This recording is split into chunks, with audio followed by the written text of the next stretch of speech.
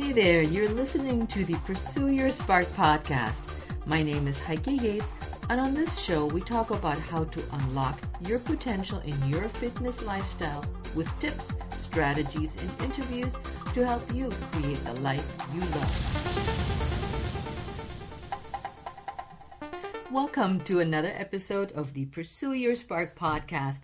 I'm your host, Heike Yates, and today in episode number 26, we're talking about how to stay healthy at work in 5 easy steps.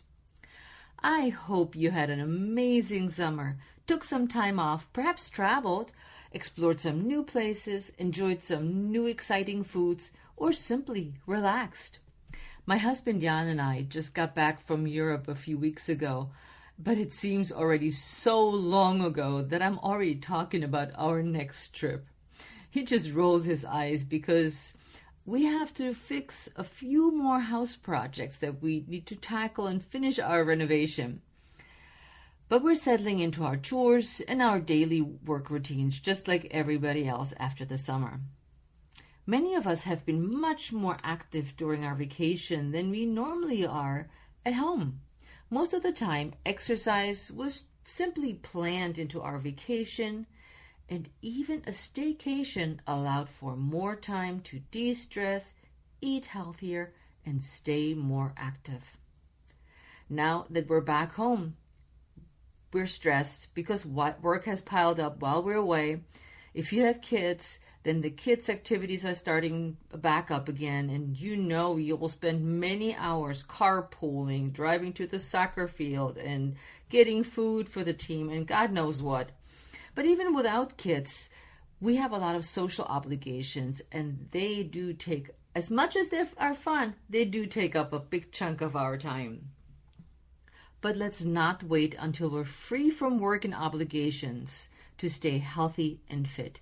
You can lead a healthy and fit lifestyle even on a 9-to-5 job that involves mostly sitting on your desk. So are you ready to dive into today's episode, number 26, How to Stay Healthy at Work in 5 Easy Steps? As many of you know, I've been working in the fitness industry for 30 years, and most of the positions I held, and trust me, I wore a lot of hats, involved some form of exercise. At one point in my fitness career, I was teaching 15 fitness classes, anything from kickboxing to spinning to stretching to water aerobics. But it was a solid 15 hours of exercise, and that did not include what I do for myself. Then I became a personal trainer, and I would walk miles on the fitness floor, training clients or cleaning the fitness equipment. Or I moved up into a fitness management position where I walked, again, miles and miles through the club to make sure everything was running smoothly and that the customers were happy with the service we provided. Now that I'm creating online programs, podcasts, and blogs, I'm sitting a bit more than I used to and than I'm accustomed to. But being a triathlete, you always train for some kind of a race, and that does keep me active and moving around. But that may not be you. Many of us are sitting way too many hours in the day, and that does not include a potential commute. Sitting is the new smoking, we found out, and this is impacting our health in a major way. It is important more than ever to stay active, especially with a sedentary job. Research shows that staying active during your workday increases your energy, improves job performance, increases brain power, plus it stimulates creativity. Here are some research findings when it comes to staying active while at work. Why exercise can pump up your energy. Smart marketing companies have taken over the late afternoon pick-me-up market with vending machines in every office building, tempting you, the customer, with sugary drinks and snacks. However, studies show that exercise, even a short walk around the building, can be far healthier and a better way to pump up the end of the day energy slump. For example, researchers from the University of Georgia studied a group of sedentary young adults who reported feeling low energy and fatigue. They were assigned to do a low or moderate intensity exercise 3 times per week for 6 weeks. At study completion, they reported a 20% increase in energy levels and a 65% decrease in feelings of fatigue. How can we create workplace happiness? Not only is it beneficial that you like your job to create workplace happiness and that you have a good relationship with your coworkers and your boss, but exercise is a huge part too. Listen to this. In a study of Israeli workers, researchers looked at physical activity levels and feelings of depression and job burnout over 9 years. They found that job burnout and depression were highest among those who did not exercise. Conversely, subjects who achieved the highest level of physical activity reported the lowest incidences of depression and burnout, something to keep in mind. And then lastly, this study from the Stanford University looked into how you can increase your creativity.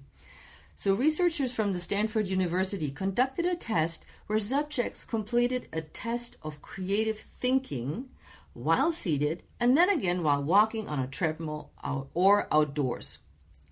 They said walking had a large effect on creativity. Most of the participants benefited from walking compared to those who were sitting. And the average increase in creativity output, now listen to this, was about 60%. The creativity boost was more significant if the walking took place outdoors. It was after returning to their seats that participants experienced that boost. You know what? These are compelling findings when it comes to health and wellness in the workplace. So let's dive into how to stay healthy at work in 5 easy steps. Step number one, stay active during the day. I have been guilty of sitting for hours at my desk because I just had to get that podcast or that blog post done. But I'm a very active person, so I get antsy often, and I just have to get up and look out the window, get my water, check on my plants, or walk over to my husband's office, who also works from home, and chat with him for a little while. Even though I may not be as active as I usually am on those days, I do move around. Here's what you can do to stay active if you have a desk job. Just like I do with my husband, get up and talk to your coworker instead of a text or email. Go over there and ask the question or have a quick chat about something that you could potentially text. During your 1-hour lunch break, take half the time and go for a walk. If it's too hot outside, you can always walk on the treadmill inside your office building if they provide one. Another popular goal or popular measure are the 10,000 steps we can count on a wearable. You know, we did this on our vacation, and it made us move more on the days we were driving around with a bus more often to see the sights. So get a wearable, or on your phone there are apps where these apps can count your steps. And your action step is coming up. You know that I'm the kind of woman who likes to take action, and I encourage every one of my listeners to take action as well. Not just listen, read, and kind of put it on the back burner and get back to it at some point. So take action. Simple steps. Action step for number 1 is set a timer, and every 50 minutes you get up. No matter what you're working on, you get up, you stretch, you walk around for 5 minutes. Every 50 minutes. Number 2, get a standing desk. This is the latest rage in office health, followed by the desk treadmill. The desk treadmill scares me a little bit because as a runner, I have run on the treadmill, and it's a moving part and the surface moves underneath your feet. Although on a desk treadmill, you're the motor and you're pushing through, but I can't see myself walking and writing a blog post, for instance. So the standing desk is more my speed. So if you don't have one yet, then this is something to put on the budget for your office expenses for the new fiscal year. One word of caution when it comes to standing desks. Standing does not cause you to lose weight. I've read that somewhere in one of the fitness and fiction magazines. So you will not lose weight, and you will not reduce lower back pain. It may feel initially like it is, but if you're sitting all day and finally stand up, it just feels so good to stand. But you have to learn how to stand correctly. Here's your action step for number 2. Until you get a standing desk, take frequent breaks, walks, or whatever it is like to do. Maybe you want to do a wild hip shake on your desk. This will surely catch your workers' attention. Just a thought. Step number 3, schedule your workouts. Instead of exercising whenever you have time, plan it, write it down, and commit to it. Many companies now offer fitness classes during lunchtime, or even they hire a trainer to come once or twice a week to teach the strength training classes. But you have to put it on your schedule so you won't forget, or even worse, schedule meetings during that time. So here's what we can do in step 3. Sign up for a series of exercise classes. Hire your own personal trainer and schedule a time and a day with them so they can hold you accountable and it fits into your schedule. Pick a time of the day that you know you will not bail on your trainer, because we don't like that. Choose something that brings you joy and not stresses you out, so you will stick with it. Going to a Zumba class when you don't know the right and left, when you're not a dancer, is not going to produce joy, but a lot more stress. So pick something that you love. And if you don't know what it is, try out something that is down your alley. If you run, you could walk. You could go to some of these bar classes that are also very popular right now. Maybe you need or like a workout partner. This is somebody who shows up at a certain time, at a certain day, and will hold you accountable for exercising, being there, and you may just enjoy it, exchanging stories. You know, my favorite time is in the morning. Not the first thing in the morning. I'd like to sit and drink my coffee, look through my emails, let my brain wake up. My ideal time is at 8 o'clock in the morning. I know I'm very specific when it comes to that. And I love to run. And currently, you have heard that I'm still out injured and I'm confined, as I like to call it, to walking. So what I like to do at 8 o'clock in the morning, I walk and I run, just me. I don't want anybody around, and I listen to my favorite podcasts. I walk around my neighborhood, which is very wooded, and there's very few people around. So it's quiet, and I can have the volume very low on my podcast, and I just love the mornings with the fresh air. This is, for me, my favorite start. So here's your action step for number 3. Go to my YouTube channel.